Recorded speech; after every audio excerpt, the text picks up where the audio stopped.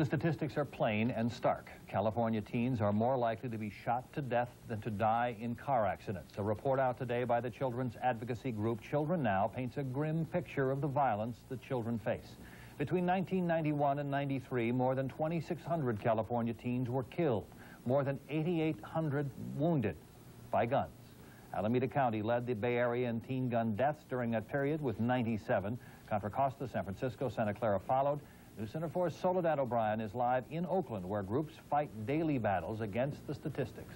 Soledad. That's right, Pete. Clearly, the statistics are bad, and they are getting worse, and the violence is getting more widespread. But at the same time, there are some groups that are stepping up to the challenge, like the East Oakland Youth Development Center, where they see violence as an epidemic that can be treated. Gun violence among youth in California is growing. The figures are staggering, the ages younger and younger. There is no community that does not have its tragedies to report and its injured children as a legacy of gun violence in California. It is not limited to any particular economic class or any particular geographic location. It is among us and everywhere. Lois Salisbury is the executive director of the children's advocacy group Children Now. The group's new report, called the California County Datebook, highlights the growing incidence of gun violence.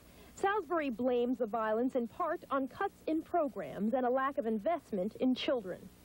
Employment opportunities. We are 50th out of 50 states in terms of teen unemployment. Exposure and opportunity are really deterrents to violence. Regina Rashid runs the East Oakland Youth Development Center, which serves about 500 neighborhood young people. Their programs are free. We have a number of former juvenile offenders that are in our classes because they are choosing the right way to approach their life. They know what's out there, and they're choosing a different way. The center provides the first steps to those options with job training and computer resource skill development. In other classes, students prepare for the GED. Once school lets out, children arrive for after-school programs in art and photography. The center's steel drum band plays in fairs and festivals and parades and has opened a baseball game for the Oakland A's. You can never say, let's give up. What the East Oakland Youth Development Center intends to show is that we're providing parts of the solution.